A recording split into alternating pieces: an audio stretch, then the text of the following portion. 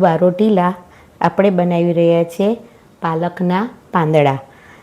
જે પતરવેલીના પાન બને એ રીતે આપણે પાલકના પાંદડા બનાવવાના છે. એના માટે મેં પાલકને મોટા પાંદડાવાળી હતી એને સાફ કરી અને ધોઈ લીધી છે અને એના ડાળખા કાપી લીધા છે. એના માટે આપણે ચણાનો લોટ લીધો છે. એમાં આપણે સ્વાદ પ્રમાણે મીઠું નાખીશું. પાલકમાં મીઠું થોડુંક ઓછું નાખવાનું, કારણ કે પાલક થોડી ખરહૂડી હોય છે. તો હવે આપણે રૂટિનના બધા મસાલા કરીશું. એમાં તમે તીખું ખાતા હોય એ પ્રમાણે મરચું નાખવાનું છે. ધાણા જીરું પાવડર નાખીશું, હળદર નાખીશું, થોડો અજમો છે જેને આપણે હાથથી ક્રશ કરીને નાખી દઈશું. આ રીતે ક્રશ કરવાથી એની ફ્લેવર સારી આવે છે. થોડાક લીલા મરચાંની પેસ્ટ છે જે નાખીશું.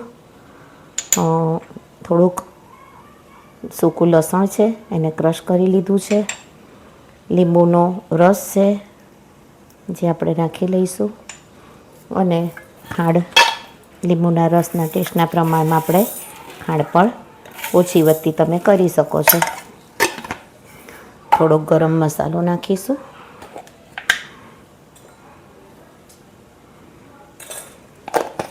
હવે એનું આપણે એક બેટર તૈયાર કરીશું. બહુ જાડું નહીં, બહુ પતળું નહીં, એ રીતનું બેટર આપણે તૈયાર કરવાનું છે કે જે પાંદડા ઉપર લાગી શકે એ રીતનું કરવાનું છે.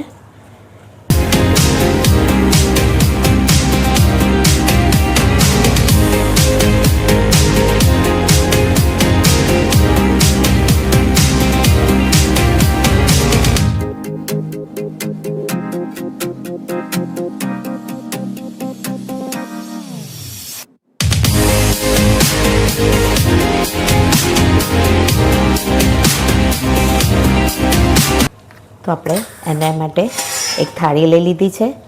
થાળી ઉપર આપણે મોટા પાનવાળી પાલકને મૂકી દઈશું અને આ રીતે એને લગાવી દઈશું.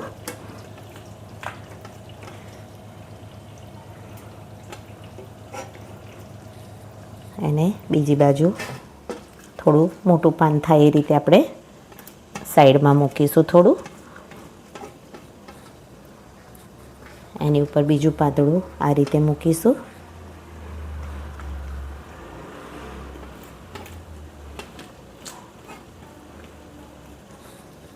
ખાવામાં ગુણકારી અને ખૂબ જ સરસ ટેસ્ટી લાગે છે.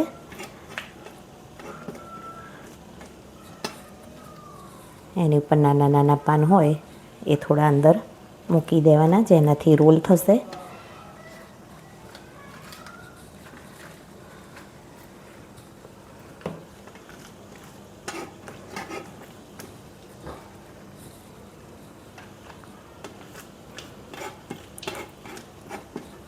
તો આ રીતે આપણે પાનને અહીંયાથી વાળી દેવાનું છે. એની ઉપર પણ બેટર લગાવી દેવાનું છે અને પછી એનું બીડું વાળી દેવાનું છે.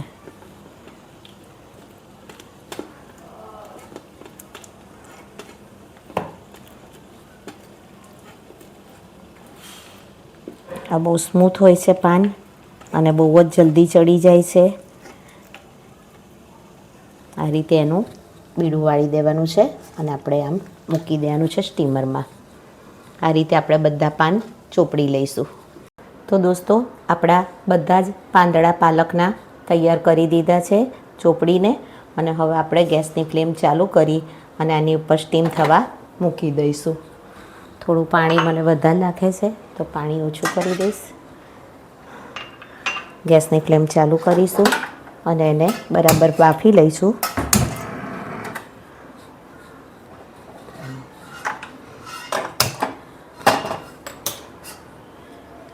આપણે એને બરાબર બાફી લઈશું.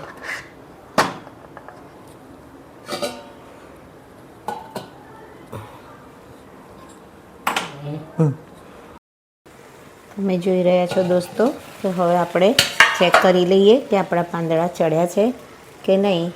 તો આ રીતે અંદર ચપ્પાની અણી નાખવાની છે અને જો તે ક્લીન આવે તો સમજી જવું કે પાંદડા આપણા ચડી ગયા છે. તો આપણે એક એક પાંદડા આપણે ચેક કરી લીધા છે, બધા જ ચડી ગયા છે. હવે આપણે એને ગેસની ફ્લેમ બંધ કરી દઈશું અને પાંદડાને બહાર કાઢીને સીજવા દઈશું. પછી આપણે એને કટ કરીશું થોડા સીજ્યા પછી, અને પછી આપણે એનો વઘાર કરીશું. તો દોસ્તો, આપણા પાંદડા તૈયાર થઈ ગયા હતા. એને આવી રીતે આપણે કટ કરી લીધા છે. તમે જેવી રીતે કાપવા હોય નાના મોટા એવી રીતે કાપી શકો છો. મેં વઘાર મૂકી દીધો છે. વઘારમાં સારા એવા પ્રમાણમાં રાઈ નાખીશું, થોડીક હિંગ નાખીશું,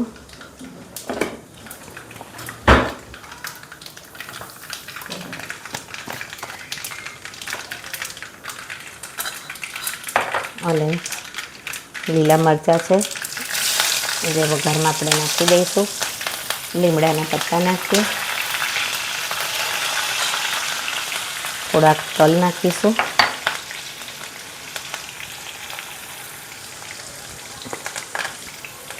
અને આ ખાંડ અને લીંબુનું પાણી છે.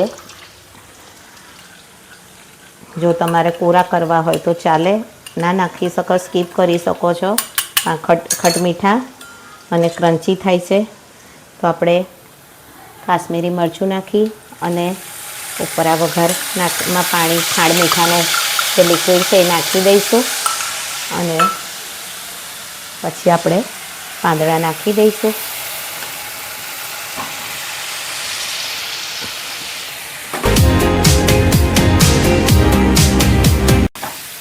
તો પતરવેલિયાના પાનના કરતાં પણ આ ફર્સ્ટ ક્લાસ થાય છે. સેમ પતરવેલીના પાનાના જેવો જ લુક તમને આપશે, અને તમે જોઈ રહ્યા છો કે બહારના જેવો લુક જ આપી રહ્યું છે.